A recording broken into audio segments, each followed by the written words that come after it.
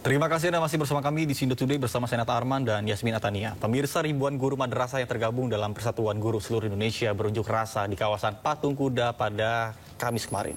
Mereka menuntut pemerintah segera mengangkat guru madrasah swasta menjadi pegawai pemerintah dengan perjanjian kerja atau P3K.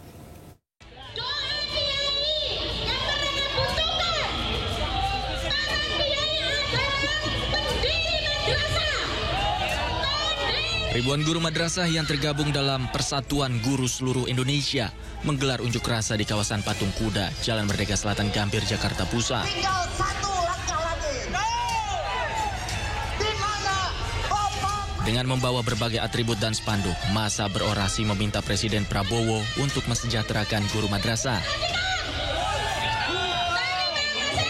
Dalam tuntutannya, guru menyatakan sudah puluhan tahun bekerja sebagai guru madrasah, namun belum menjadi pegawai pemerintah dengan perjanjian kerja atau P3K.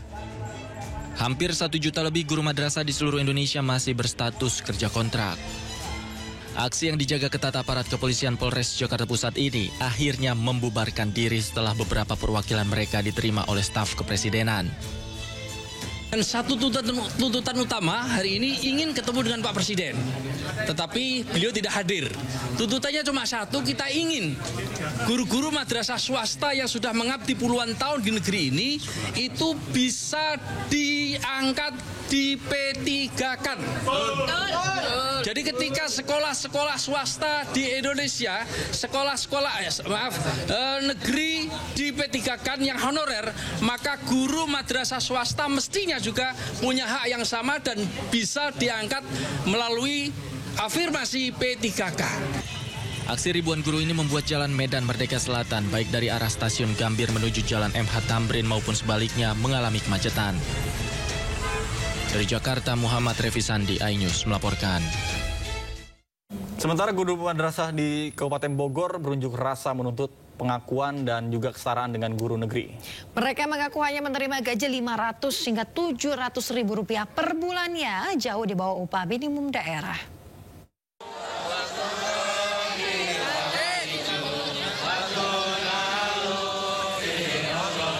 Masa guru madrasah se-Kabupaten Bogor, Jawa Barat ikut berunjuk rasa ke kawasan Monumen Nasional Jakarta Pusat. Mereka berangkat dari berbagai titik di Kabupaten Bogor, mulai dari Kecamatan Ciampea, Dramaga, Ciawi, dan Cibinong pada Kamis pagi. Para guru madrasah di Kabupaten Bogor mengaku hanya digaji 500 hingga 700 ribu rupiah per bulan. Mereka menuntut pemerintah memberikan keadilan dan peningkatan kesejahteraan bagi guru madrasah swasta.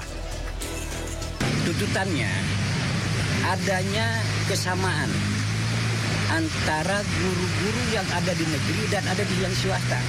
Karena apa? Karena sama-sama mereka itu mencerdaskan anak bangsa. Seandainya tuntutan itu tidak diterima atau tidak dilaksanakan oleh pemerintah di pusat, dia akan terus kita melakukan bahwa aksi selanjutnya terus-menerus. Unjuk rasa ini bentuk desakan kepada pemerintah agar memberikan pengakuan dan kesempatan bagi guru madrasah swasta untuk diangkat menjadi pegawai pemerintah dengan perjanjian kerja atau P3K atau aparatur sipil negara. Dari Bogor, Jawa Barat, Wildan Hidayat, iNews melaporkan. Pemirsa, Wamensetnek Juri Ardiantoro menerima audiensi perwakilan Asosiasi Guru Madrasah di kantor Kemensesnek Jakarta. Dalam pertemuan tersebut, para guru mengeluhkan diskriminasi yang mereka alami dibandingkan guru sekolah umum dan juga mendesak pengangkatan P3K. Komitmen Pak Presiden tentang pendidikan itu sudah nyata dan jelas bahwa tidak boleh ada anak Indonesia yang tidak sekolah, baik sekolah umum maupun sekolah madrasah, sekolah agama. Kemudian yang kedua, tidak boleh ada fasilitas atau pelayanan pendidikan yang tidak maksimal. Oleh karena itu, selama menjadi Pak Presiden, Pak Prabowo punya komitmen untuk memperbaiki seluruh fasilitas pendidikan, kemudian juga pelayanan pendidikan supaya pendidikan Indonesia semakin bermutu, semakin berkualitas. Kemudian yang ketiga, Pak Presiden juga banyak sekali kan menginisiasi berbagai program penting dalam bidang pendidikan. Ada sekolah raya, sekolah Garuda, renovasi sekolah, dan yang lain-lain. Nah, satu hal ini tadi disampaikan oleh para guru madrasah, bagaimana nasib guru madrasah ini yang mereka merasa ada perlakuan yang belum diterima secara baik dibandingkan guru-guru sekolah umum. Ya. Yang pada intinya adalah satu, kami akan segera menyampaikan aspirasi ini kepada Pak Presiden. Nanti kita tunggu bagaimana proses ini berjalan dan respon Bapak Presiden. Tentu kami tidak bisa langsung untuk menjawab ya keputusan ini karena ini harus juga melibatkan banyak pihak untuk bagaimana membahas dan mendiskusikan aspirasi ini. Tapi intinya adalah kami menerima dengan baik aspirasi ini dan akan kami sampaikan kepada Bapak Presiden. Jadi nanti kita tunggu responnya. Tapi teman-teman ini sebetulnya juga sudah panjang perjalanannya untuk sampai ada organisasinya, sampai. Pemirsa, 2 hari lalu pemerintah dan DPR menyepakati biaya haji 2026 sebesar 54,2 juta rupiah per jemaah. Dalam rapat yang sama, waktu tunggu keberangkatan haji dipukul rata menjadi 26 tahun di seluruh provinsi. Calon jemaah haji yang berangkat tahun depan cukup beruntung. Komisi 8 DPR dan pemerintah sepakat biaya penyelenggaraan ibadah haji 2026 turun menjadi 87,4 juta rupiah atau turun sekitar 2 jutaan dibandingkan tahun sebelumnya. Dengan jumlah tersebut, ongkos haji yang harus ditanggung calon jemaah haji tahun depan sekitar 54.193.000 atau sekitar 62% dari total BPIH. Biaya tersebut mencakup tiket pesawat, akomodasi, dan biaya makan selama ibadah haji.